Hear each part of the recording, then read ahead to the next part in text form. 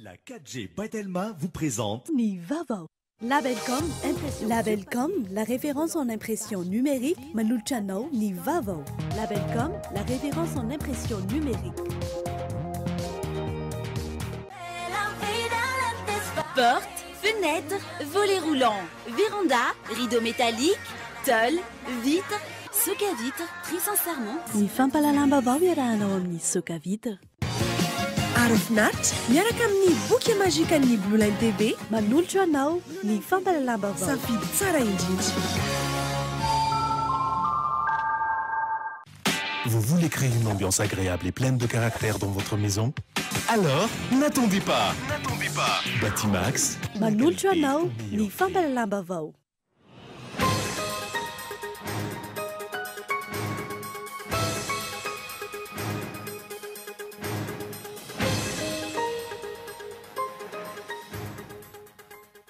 Namoaka fanamarana manameloka ny fanozonana sy fiantsina ady amin'ny mpitandro ny filaminana nataon'ny candidat Fanirisoa Ernaivo Androany ny ministeran'ny fitsarana sy ny filan-kevitra ambonin'ny mpitsara.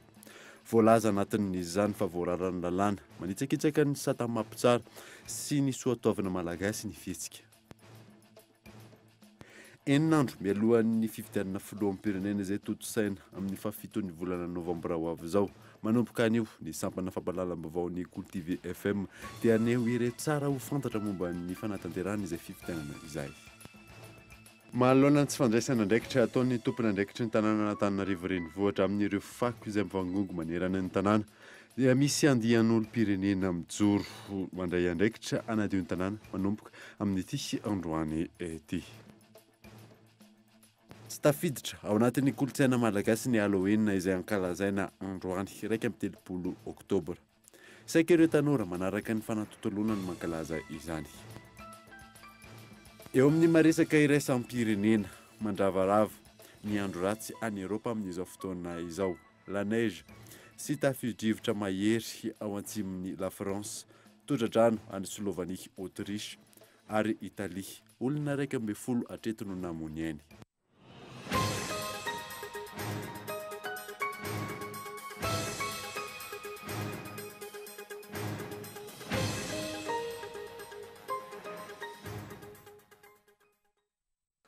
Salamandra tompoko lasy sy tompoko vavy fotoana ny vaovao eto amin'ny Cultive ka manasanao ary anaraka izany hatramin'ny farany anbotsika ny vaovao dia namoaka fanambarana manameloka ny fanozonana sy fiantsina ady amin'ny mpitandron'ny filaminana izay nataon'ny candidat Fanirisoa Ernaivo Androany ministeran'ny fitsarana sy ny filan-kevitra ambonin'ny mpitsara. Voalaza ao anatin'izany faforana ny lalàna moa izany Yves Richard. Ny fanambarana amin'ny fony fankalana sy fiantsina ady tamin'ny mpitandron'ny filaminana nataon'ny candidat iray mivondrona ao anatin'ny firaisan-kina ny candidat 5 mikendriny any amorana ny fifidianana. Namoaka fanambarana nanameloka izany ny CSM ny filan-kevitra ambonin'ny mpitsara sy ny teo anivon'ny ministeran'ny fitsarana androany. Voarakitra anatin'ity fanambarana navoaka amin'ny ministeran'ny fitsarana ity fa miombona lahelo amin'ny fianakaviana na manara-piara-miasa amin'ireo mpitandron'ny filaminana niara ny vonona ataona ny tokony olona ka namony ainy teo amin'ny banatanterahana ny asany tany Fianareva-Atsinanana ny ministeran'ny fitsarana. Voalaza ihany koa fa manameloka tanteraka ny fanambarana fiantsina sy famonjona mpitandron'ny filaminana nataon'ny mpitsara candidat Ernaivo Fanirisoa izay sady voararany lalàna no manitsakitsaka ny sata mahampitsara sy lalahm-pifidianana ary manamavo soatoavana maha-malagasy republikanina. Farany manamafy ny mahazava-dehibe sy fiara-miasa amin'ny mpitandron'ny filaminana ao anatin'ny fanatanterahana ny asa mpitsarana ihany koa ministeran'ny fitsarana. Ankoatra ireo voalaza eo ambony namafisy ny fanambarana navoaka ny filan-kevitra ambonin'ny mpitsara fandray ny andraikitra tandrify azy ho fampanajana ny lalàna manan-kery ny CSM. Manoloan'izany miantso ny tompony andraikitra isan'ny tokony isihan'ny fitoniana tsy hidirana amin'ny fifandonana samihafa ny mpailalàna nanaovana fanadiadiana.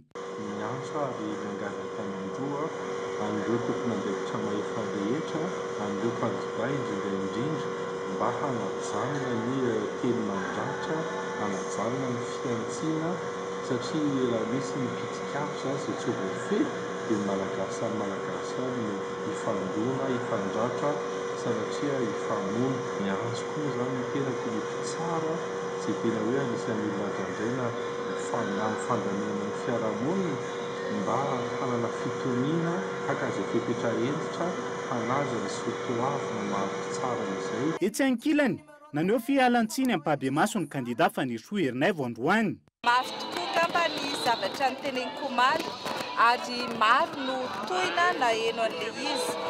Ialana tsiny indrindra ho an'ireo fianakaviana izay nanana ny maty satria na tiana na tsy tiana dia mahatsiaro voatoina ry zareo. Zava-dehibe ny fialantsiny toy izao ho an'ny mpanara-baovao. Azo hitarafana ny toetra sy ny fitondran-tena ny kandida sy ny fomba hitantanana ny firenena kosa nefa nitranga toy ireny raha ny fanehoan-kevitra samihafa eny anivon'ny fiarahamonina sy ny tambazotra sosialy. Tsy mila pitaribato vilam-bava ary tsy anaiky atao fitaovana politika androbahana fa efa nintsony ny vahoaka malagasy araka ny fanazavana. Raha ny fanadidina natao androany, manome lamosina ny hetsika ataon'ny kandida 2020, mivondrona ao anatin'ny firaisan-kina ny kandida, mikendrina any amorana ny fifidianana ny vahoaka ny Antananarivo ary mahatsapa ny mahazava-dehibe ny firosoana amin'ny fanatanterahana ny fifidianana ny 7 novambra ho avy izao. Eninandro mialohan'ny fifidianana filoham-pirenena izay ho toto-saina amin'ny fafitony volana novambra ho avy izao. Manomboka anio ny sampana fampahalalam-baovaon'ny Cool TV FM dia aneo ireo tsara ho fantatra momba izay fanatanterahana izay fifidianana izay. Raharysona Iandry. Anio eninandro mialohan'ny andro fifidianana amin'ny fafito novambra ho avy izao. Ny oritsoka amin'ny biro fandratsaham-bato sy ny ora tokony ikatona amin'ny biro fandratsaham-bato no ampafantarina anao. Manomboka amin'ny 9 maraina no fitsokafa amin'ny biro fifidianana. Ikatony izany amin'ny 10:00. Saingy raha mbola misy milahatra dia tohizana trano mandrapatapitra ireo mpifidy milahatra. Ny lalam-pifidianana dia milaza fa tokony efa vonona ao anatin'ny biro fifidianana mialohan'ny amin'ny 9 maraina ireo fitaovana ilaina amin'ny fanatontosana fifidianana.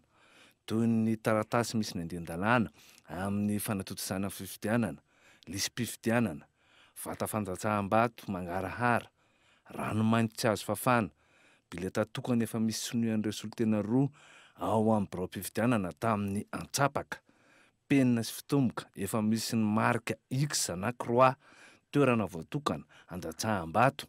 Tsara manamafy fa ny mpifidy dia mitondra kara-pifidianana vaovao miaraka amin'ny kara-panondrom-pirenena na fahazahoana mitondra fiarakodia na pasiporo tsy lany-daty araka ny lalam-pifidianana vaovao vao afaka manatanteraka fandrotsaham-bato. Rahampitso, ny mikasika nisy fifidianana izay mbola mahaberesaka ny maro no entina aminao eto amin'ny tsara ho fantatra momba fifidianana filoham-pirenena amin'ny 7 novambra ho avy izao eto amin'ny fampahalalam-baovaon'ny Cool TV FM.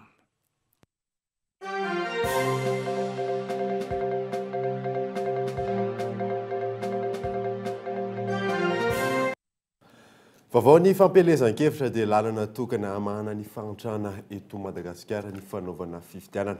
Maro ny mahatokony fiovana sy ny fampandrosoana ny firenena miaraka amin'ny kandida laharana 17 Andry Rajoelina mampiona rakotoarisa.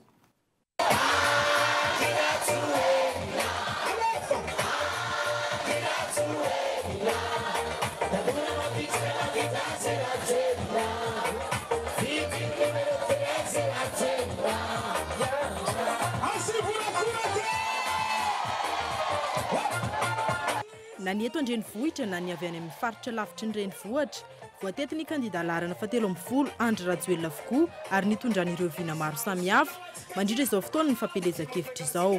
Fampandrosoana maharitra izay miainga ny fotony no ampanantenaina ity kandida ity ho an'ny vahoaka. Rakotra loko volomboasary ny tanànan'ny Vangaindrano nandritra ny fandalovany tany an-toerana tamin'ity herinandro ity.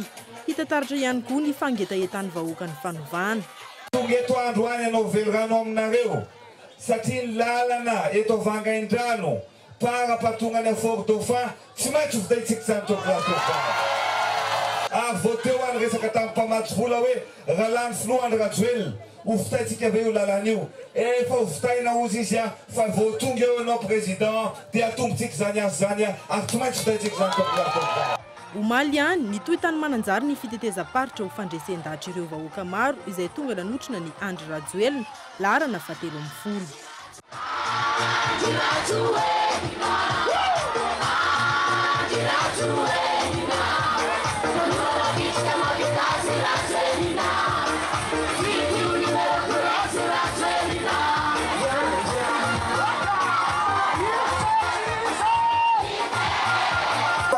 Rajoelina ho filoha isika eto Mananjara fa nivoaka malagasy dia zao horesitsika daholy aloha ny aty amin'ny Océan Indiana sy aty amin'ny Afrika satria zao i Madagasikara no anana filoha tanora indrindra manerana ny continent africaine rehefa Andry Rajoelina ny filohan'ny République Démocratique.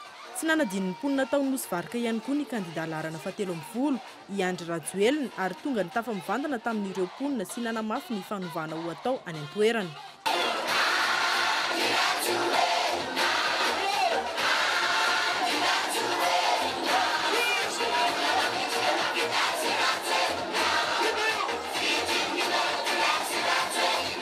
Asitrany rano teo dia zao misy tetikasa roa no atao. Ny tetikasa voalohany dia fakana ny rano any amin'ny renirano zay ho tretena dia zay ho tonga any amin'ny tokantranontsika. Zay ho ataotsika. Fa mandra-pahatonga an'izay aloha satria misy ny atao hoe plan d'urgence satria efa mahatra loatra ny malagasy.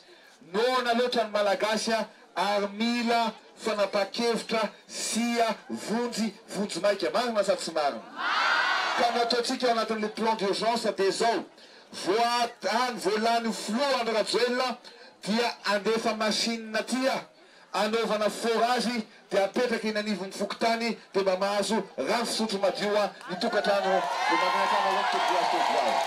Izay ny tany amin'ireo faritra fa ho an'ny teto Andrenivohitra kosa nanao fanambarana ny kandida larana fasivy Sarara Bearso fa tsy ho isan'ireo kandida mpifaninana ho filoham-pirenena intsony fa nohana ny kandida larana fahatelo amby folo Andry Rajoelina. Ambaranay mazava amin'ny mpanohana ny PLD manerana ny Nosy sy ny vahoaka malagasy amin'ny fifidianana amin'ny 7 novambra fa Andriamatoa Andry Nirina Rajoelina kandida fahatelo amby folo no fidinay ho filoham-pirenena noho ny mbola faharisarisany ny demokrasia malagasy noho ny tombontsoa amboniny firenena noho ny adidy tsy an'olon-dratsy noho ny fitiavam-tanindrazana. Izao fanapa-kevitra zao zay paikady politika voahevitra sy voafakafaka tsara dia tsy misy tombontsoa afa-tsy ny fanavotana ny Madagasikara sy ny malagasy. Etsy ankilany mitohy ny fanofanana ireo mpikambana eo anivon'ny KGNIRD tana voalohany ho fampandresena ny kandida Andry Rajoelina larana fahatelo amby folo. Ny programme sanay ataon'ny fizeza ny sanandro dia fa tena mandeha tsara ara-dalàna ary mirindra tsara ara-dalàna mihitsy. Ny anay zao fa misy fandaharam-potoana amin'ny valo sasany fembiany ny association sy izay mandray anjara rehetra mifanaovana porte-à-porte sy tam-tamina zany dia alohan'ny andro zareo etsy mbola mampanao formation andro zareo aloha dia rehefa vita formation dia mandray amin'izay ry zareo miditra ny anaty tomobile dia mandeha manao porte-à-porte mo mitety fokotany ny sasany dia sasany manao tam-tam manentana eny amin'ny arabe eny miaraka amin'ny tomobile solomobile.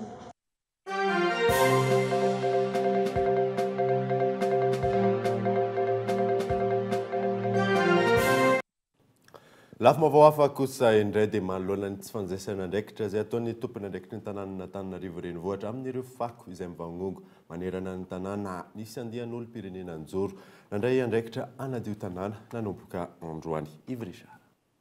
Tofoka ny fofona maimbo ateraky ny fitobahan'ny fako eto Antananarivo sy manodidina ny vahoaka nisy androany ny antso fanairana sy filanjana Sorabaventy nanoerana ny tsy fankasitrahany io fipariahany fako io. Ny antefa mivantana tamin'ny ben'ny tanàna na Antananarivo ny antso fanairana nataon'ireo olom-pirenena mivondrona eo amin'izay tena ny gasy tidiny tany ny androany fa ny tanina sy teny mampisaintsaina maro no napetrany ho an'ny tompony andraikitra. Santionany hita tamin'ireo Sorabaventy no lanjain'izy ireo androany marqué la loi Ravalomanana pourquoi vous aimez la ville sale ampy izay ny fampijaliana vahoaka amin'ny loto. Azo atao tsara ny manadio ny tanàna raha ny fanazavana saingy ny fandraisana andraikitra sy ny fanentanana avy amin'ny commune no tsy ampy. Fa maninona no atao azo le tanànantsika nefa tanànantsika ny azo dobina amin'ny ranom-pompie io azo atao misy samvao misy na dia mba etsihana dia ohatra vahoaka koa azo etsihana ny tsika izao miresaka izao ary azo etsihana dia izay mahatonga an'izy fa maninona no atao azo le tanànantsika fa aleo mba etsika. Ireo ny tairina amin'izy mba ataovy le asa dia ataovy le raharaha dia izay tsisy akoatran'izay zany. Analakely Ambody Filao ao mibobori-tany voalohany nanomboana ny hetsika fanadiovana sy fanairana ny tompony andraikitra isan-tsokajiny androany itoy aria mafy zany hoy ireto olom-pireneny reto nanambara ihany koa ireto farany fa tsy hitrahatra ny andodona sy anaitra ireo tompony andraikitra voalohany tanàna na ny Antananarivo renivohitra hatrany. Izy ireo mandra-pisihany fandraisana andraikitra amin'ny fitobahan'ny fako maro eto Antananarivo renivohitra sy ny manodidiny. Roa taona aty aoriana vao vitan'ny fitsarana ireo olona 12 tamin'ny famonoana olona tamin'ny komuna Analavory. Naharitra 4 andro ny fitsarana vao nivoaka ny didy. Sazy hatranomaizina 12 taona miampy lamandy. 20 tapitrisa ariary moa ny azon'ireo voapanga tamin'izany. Kaiton Andresilavo. Naharitra 4 andro ny fitsarana na voaroroy olona miisa 12 tamin'ny famonoana renim-pianakaviana iray tao Ambohitra Atoandro komuna Analavory. Ny taona 14 roa taona taorian'ny famonoana vao nisy resaka nivoaka ka nahitana ny faty ary nahafantarana ireo nahavanina ny loza. Kapaina famaky forsena natao tao anaty gony avy eo nalevina tsokitsoko tany Ambody Akondro tompoko dia mangataka eo anatrehan'ny fitsarana ia mba handinika lalina hitsara ny fahamarinana mba tena mba hoe ho voapanga ary tena le olona tena nahavandoza mba ho azo ny sazy faran'izay entrana dia apetraka eo anatrehan'ny fitsarana tompoko momba n'izao raharanay mpianakavy zao. Nahafatesana 2014 rehefa lazaina tsy hita dia hita tamin'ny 2016 tao amin'ny toerana fokontany Ambohitra Atoandro tompoko. Teo amin'ny tany no nahitana ny faty izay tao anaty kitapo izay niteneny ny gardien ny mamanay no hoe nokaramainy io gardien io namono azy izay feo liotsofina eny tamin'ny frera René izay nampivavaka tany Korondrano tamin'ny siedera tompoko. Arak'izany, renim-pianakaviana iray no nivonoina, nokapaina famaky, natao tao anaty kitapo ary nalevina ny tsokosoko. Nay zavatra tsikaritra elo ny teniny tao amin'ny fampanoavana namitina ny rara defa vita ny débat dia nilaza ny tao amin'ny fampanoavana hoe feno ny fepetra rehetra azahoana mitazona ireo voapanga. Zay angamba tompoko no azonay ambara mikasika ny tirara ty dia ankehitriny ary dia manantena ny fahendren'ny fitsarana satria zavatra tsy mory ary mafy loatra teo anatrehan'ny fianakaviana izao fahamozana ary niterahana kamboty satry izao. Ny hariva teo nivoaka ny didy olona 4 tamin'ireo 12 voaroro no afaka madiodio, ny 3 voatazona ponja, 15 taona miampy lamandy 20 tapitrisa ariary, ny iray nigadra 2 taona ary ny ambiny kosa nahazo fahafahana avonjy maika. Tranga miseho matetika eto amintsika ny von'olona feno abibiana tahaka izao. Midika izany fa tsy milamina ny tany ary mila ezaka hamerenana indray ny fihavanana malagasy ny samy mpiray tanindrazana.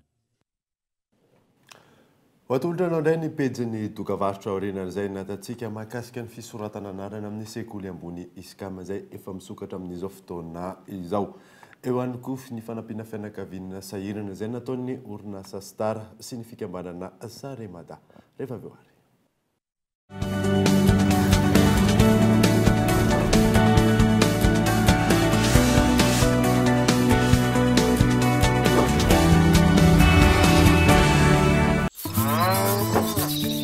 Zava-baovao indray ao anatin'ireo lavashkiri ankafizinao. Ny lavashkiri vaovao izay efa be calcium azy vitamine amin'izao fotoana izao dia mbola miampy fer indray. Ilain'ny ankizy amin'ny fampiasana vatana sy saina eny fanany lehibe ihany koa ary. Matsiro sy mampazoto tomana foana mba ho fafinareta amin'ny mpianakavy. Lavashkiri ho finaritra ny tontolo andronao. Taloha rehefa hiantso mila mampiditra kody. Raha zany lafo be miantso indrindra makany amin'ny opérateur hafa ary mila laniana koa ny forfait raha zany mahanjavona taony crédit. Sao za efa bip tsy misy an'izany tsony tsy mila mampiditra kody ary zato dia efa afaka miantso mihoatra ny 2 minitra ary isa segondra miala ny crédit miantso ny tambazotra rehetra zany 7 jours sur 7 na oviana na ovina. Bip ampiasaina e, bip mora indrindra rehefa hiantso ny tambazotra zay tianao. Aleface Aïda. Chocolat Tsar, un goût authentique, un éventail de saveurs. Tsar, un trésor riche et gourmand, issu des précieuses fèves de cacao de Madagascar. Succombez au plaisir infini et profond du chocolat Tsar et de ses arômes intenses. Chocolat Tsar, savourez vos émotions. Du 23 octobre au 3 novembre, à l'Alliance française Andava-Marne, venez découvrir la deuxième édition de l'exposition sur l'histoire économique de Madagascar de 1960 à nos jours. Le thème de cette année sera la gouvernance, clé du développement. Expositions et conférences seront rendez-vous, entrée libre. Mécènes principaux, MIC TSL, Rio Tinto, Mécènes, Groupe Sokota, Groupe Trimeta, Imperial Tobacco, CIPEM, Vivo Énergie. Plus d'infos sur www.fthmconsulting.com. ISCAM, c'est quoi pour vous? La meilleure business school à Madagascar. Des opportunités professionnelles. Des expériences internationales. Une bourse d'études. Un tremplin pour entreprendre. Une famille. ISCAM, be the change. Portes, fenêtres, volets roulants, véranda, rideaux métalliques, tôles, vitres. Soka Vitres, fabricant poseur et spécialiste de pliage de tôles et bien d'autres, vous propose un large choix pour tous vos projets de construction ou de rénovation. Elle fabrique sur mesure toutes vos menuiseries alu à prix d'usine. Alors qu'attendez-vous? Venez nous voir à Ndouta-Pénoc ou sur notre site internet. Soka Vitres, très sincèrement à votre service.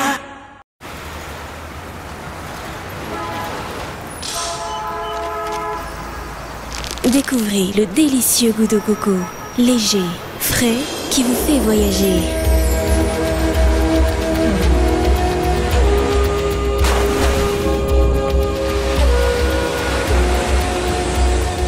Bounty bar chocolaté, noix de coco, chocolat. Bounty, un goût de paradis. Pour la rentrée et la préparation de vos examens, le meilleur de l'internet est chez Telma. La 4G partout avec le Wingle à seulement 75 000 arrières. Pour la maison ou le bureau, la Powerbox à seulement 285 000 arrières. Et pour le très haut débit, la fibre optique en illimité uniquement chez Telma est à seulement 249 000 arrières par mois. Et un mois d'abonnement à la fibre optique vous est offert pour tout abonnement durant le mois de septembre. Rendez-vous en Telma Shop. Telma, safidiko numéro 1 malagasy. Araky nitatsika teo iny conjurine 2 izay indray no ronan-tsara arahantsika anioalina eto amin'ny Cool TV. Fa ny tontolo ny asany anozatsika ny vaovao dia olana eo amin'ny fitondran-tenina mandritra ny fitaom-piasana matetika no antony voalohany mahavoaroka mpiasa eto amintsika. Zara rasa mpanelanelana tsisa no azon'ireo inspecteur de travail atao noho n'izy ireo tsy mamoaka didika eto andriatsilavo. Olana sedrain'ireo mpiasa mpanjakana eto amintsika amin'izao fotoana tsy fahampian'ny fitaovana sy ny fotodrafitrasa. Efa misy ny ezaka atao hamahana ireo olana ireo raha ny fanazavana. Na izany azy, mbola misy ihany koa ny olana sedrain'ireo mpiasa tsy miankana tsy maintsy vahana. Ho an'ny eto Taolagnaro ohatra, manodidina ny 540 ny mpiasa mpanjakana amin'izao fotoana, ary mihoatra ny 7 ireo mpiasa tsy miankana. Maro amin'ireo mpiasa tsy miankana ny voaroaka noho ny antony ara-pitondran-tena, hoy ny eo anivon'ny inspecteur du travail any an-toerana. Fitaraina matetika voaray mpiasa ohatrany mahazatra rehetrarehetra ihany voaroaka ny mpiasa dia sy voalohany ny droit.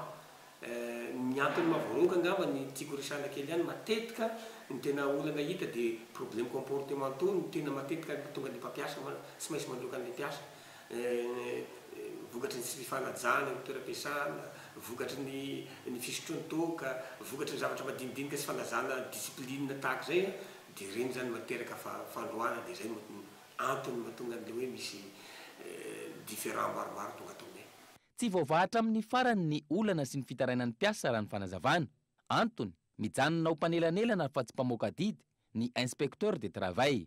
Ny fahasarotana aloha zany izay everiko mitovy itovizan'ny inspecteur de travail rehetrarehetra eran'ny Madagasikara ihany dia ny asa misy satria sy dia tena hoe mpamoaka didy zay fa mpanelanelana. Ka zay mpanelanelana zay eo no indraindray miteraka olana sy auteur vao sy mety hifandamina no tonta dia sisy azo atao afa-sy mandefa ny dossier mandeha any amin'ny fitsarana foana dia indraindray zany ohatrany hoe hita hoe lasa ohatrany fandalovana dossier kosiny ihany ato fanaizana zany aloha zany a zay kosa dia nahita fa raha ny dossier tonga tato aminay a dia azoko ambara hoe 70% ny différence zay ny traitena dia réglé au niveau ny service dose. Raha ny loharano vaovao azo eo amin'ny sehatry ny asa vaventy sy ny fanorenana, ny 500 ny vola no lany amin'ny fanadiadiana, ny 570 amin'ny fanatanterahana ny asa, ary ny 20 amin'ny fikojakojana. Raha ny vola lany ho an'ny mpiasa kosa, ny 400 ny vola no natokana ho an'ny tetikasa izay lany hanakaramana ireo mpanao ny fanadiadiana, ny 20% karaman'ny mpiasa amin'ny fanatanterahana ny asa, ary ny 200 lany hanakaramana ireo fikojakojana ny fotodrafitr'asa vita. Izany hoe napa-efatra ny vola hoentimanana ny tetikasa no lany amin'ny karaman'ny mpiasa. Tontolon'ny fampianarana dia misokatra indray ny fisoratana anarana amin'ny formation continue diplômante eny amin'ny sekoly ambony ISCAM ho tanterahana ny 20 sy 13 novambra izao ny test amin'izany eny amin'ny ISCAM ankady fotsy. Ionasaina. Ho fanampiana ireo olona efa miasa nefa maniry natevina sy anitatra ny fahalalany, misokatra ny fisoratana anarana amin'ny formation continue diplômante ao amin'ny ISCAM ankady fotsy. Test, DESA, DEPA, ireo no diplôma atolotra ireo izay andrato fianarana ao amin'ny ISCAM. Tombontsoa maro no azo amin'ny fandratona fahalalana ato amin'ity sekoly ambony ity raha ny fanazavan'ireo mpianatra. Bon, positif ena aloha le izy au lieu de manao FB ohatra zany dia recherche sur internet kokoa ny atao au lieu de FB dia le matory be any an-trano tsisy tsony fa tsy maintsy mianatra mafy, tsy maintsy mamerindesina dia manao devoir dia fo maraina miezaka tonga aloha ny ampiasana dia avy eo tena hoe manenjikenzika be dia vita zay dia miezaka miala aloha andray manenjika makaty izy ianao raha voatara tsinona dia misy zavatra raha tena kely izy. Taloha tambola tsy niasa ohatra zao tambola le nianatra fotsiny dia ohatrany hoe teoria be ny hitanao fa rehefa hoe sady miasa ianao mianatra dia hitanao zay ke zany le mahatonga an'izao dia en plus koa le ato pratika kokoa ny amenanao pratika hoe ohatr'izao ny andrasana aminareo en tant que manager nareo ohatra. Fondamentalisme zany comme lise cours du soir dia tsy dia misy fiantraikany be amin'le hoe manenjika ny ampiasana satria miravavana vao makaty dia donc zany tsy dia misy problème firy le resaka fandaharam-potoana amin'ny ampiasana sy ny atria ny fomba fiasa ampiasana zany hitako koa hoe ny décision avy any amin'ny lehibe dia efa mazava be zany hoe zao ke nahatonga n'iny décision iny fa tsy nalainlaina fahatany dia voazava-le taty ampianarana le izy tena nifandray be amin'le any satria afaka mampivady an'le zavatra atao any ampiasana sy ny zavatra ianarana aty ampianarana. Ny fiofanana atao ato amin'ity sekoly ity izay mampiroborobo ary manatsara ny asa hatrehana raha ny fanazavana. Sosokevitra tsy fotra fotsiny vao mitratonareo zavatra voalohany ianaranareo ny gestion de temps, ahoana migerer ny any ampiasana, ahoana migerer ny any ampianarana, ahoana migerer ny any an-trano. Misy cours spécial momba an'izay vao manomboka ato indrindra ny bac plus 2. Ny tena avantage ny olona raha miditra ato aminay dia tsotra fotsiny ny formation anay ny objectif en formation anay former directeur à la fin de la formation. Donc raha miditra ato ianao cadre tsotra ianao na mbola tsy cadre renao fa te hianatra hoe ahoana ny maka décision, ahoana ny mitantana équipe ato aminay voalohan'izay. Formation continue diplômante ho an'ny olona efa miasa manana traikefa, manana 2 ans d'expérience minimum fa te hanohy ny fianarany. Ato aminay ianao afaka accompagner tsara ka hatramin'ny fahavitan'ny fianaranao. Ary farany ny maha-iskamianao zany hoe membre ny famille iskamienne misy réseau ny famille iskamienne afahanao miresaka tsara amin'ny olona rehetra izay voaka avy tato. Efa misokatra ny fisoratana anarana amin'ity formation continue diplômante ity ato amin'ny ISCAM ankady fotsy ary ho tanterahana ny 20 sy 13 novambra izao ny test amin'izany. Mpianatra 940 isaky ny niveau no raisina amin'ity andiany manaraka ity. Ankizy avy amin'ny fianakaviana sahirana miisa 507 no nitoloran'ny orinasa Star sy ny fikambanana Saremada fitaovana amin'izao ankatoko ny fidiran'ny mpianatra izao tanjona amin'izany moa ny anamaivana ireo ray aman-dreny Fezoro Rafaly. 7,800 ny zaza malagasy no mahavita ny fianarana eny amin'ny ambaratonga fototra araka ny tatitry ny banky iresa-pirenena.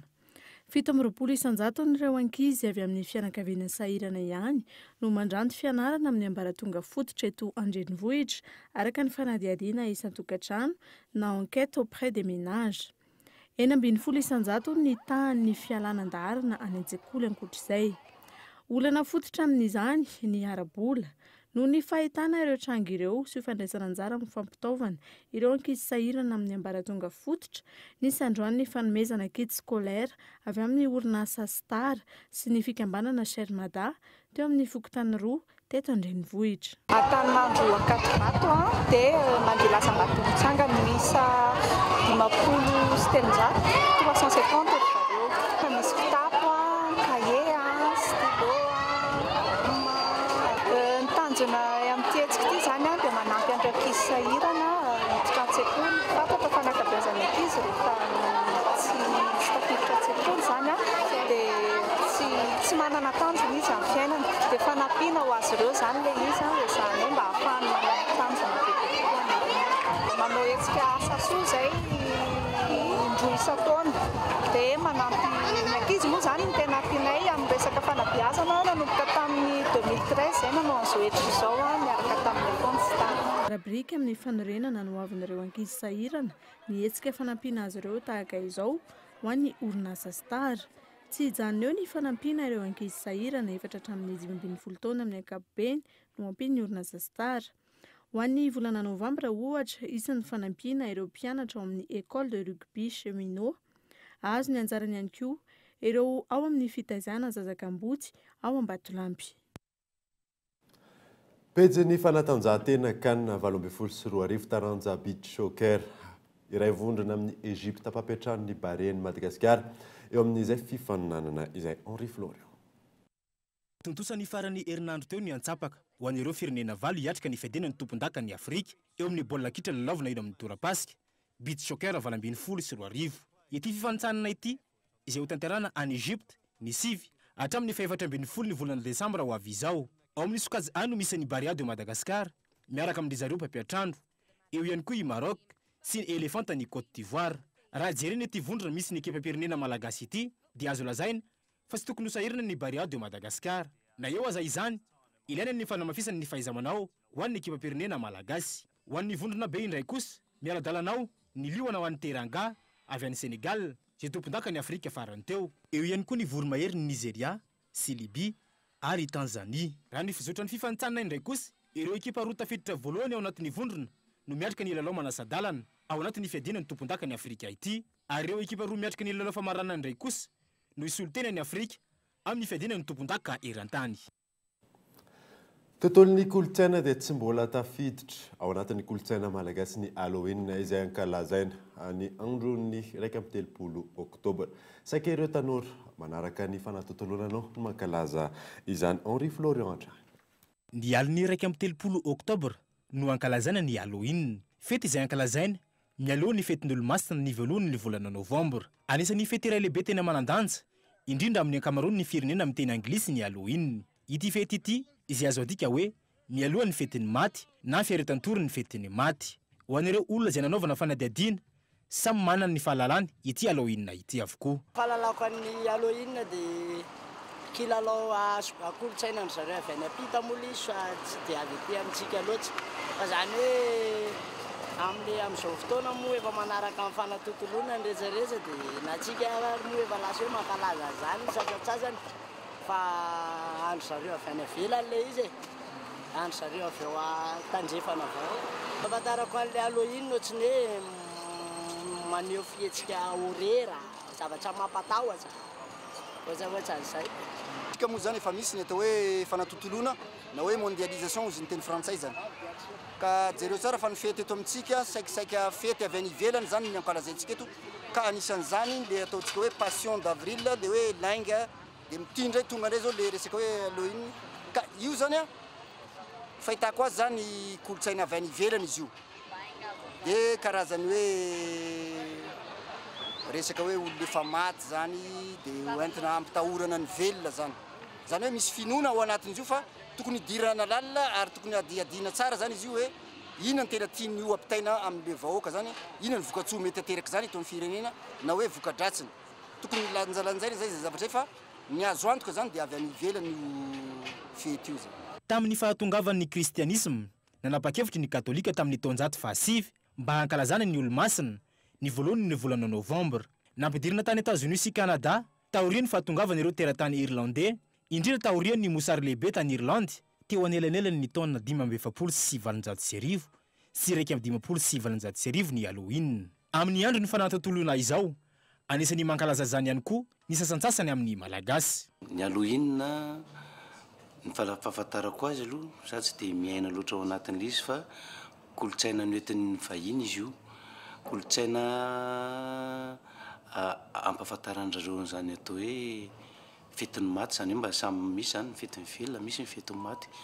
Ny antsika zao 1er novembre dia efa naterana voninkazo no entintsika ankalazana an'izay, fa ny vahiny kosa zany dia hoe entina ampahafantarana manao saritsary ny zavatra endriky ny fahafatesana, zavatra mampatahotra natao ampahafantarana hoe zay le fetiny maty zany dia natao anehoana endrika ivelany fotsiny iny ohatran'ny karazana mezandrareo lanjany le andro, le fotoana na le hoe ataontsika hoe 1er novembre zany io moa zany iraisany rehetra.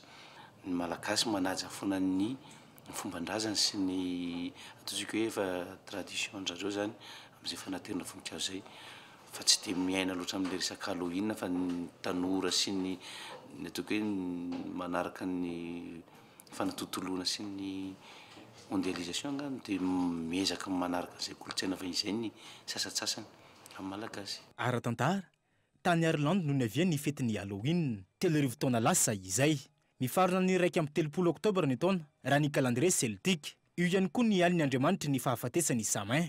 Ny taonjato faha 7 no tonga tany Amerika Avaratra ny Halloween izay lasa fety nasionaly tany États-Unis. Raha mandinika akaiky ny teny anglisy isika dia karazana fizanteny fo hoe All Hallow Eve izay midika hoe ny arivan'ny olo-masina rehetra. Izany hoe ny arivan'ny olo-masina ny andro ny 1 oktobra.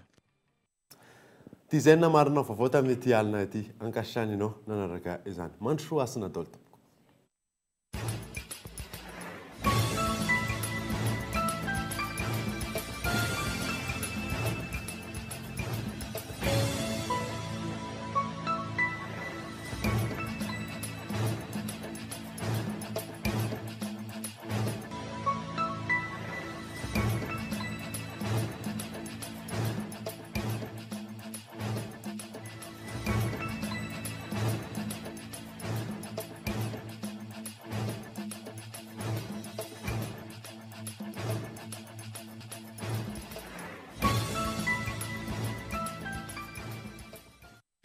Vous voulez créer une ambiance agréable et pleine de caractère dans votre maison?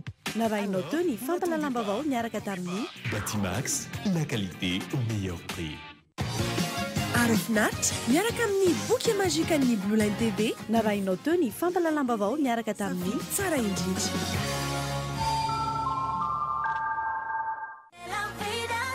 Portes, fenêtres, volets roulants, véranda, rideaux métalliques, tôle, vitres, soca vitre, tri sans serment. Ny fampalalam-baovao niarahanao tamin'ny soca vitre. Labelcom, narainao teo ny fampalalam-baovao niaraka tamin'ny Labelcom, la référence en impression numérique. La référence en impression numérique. La 4G by Telma vous a présenté Ni Vavao.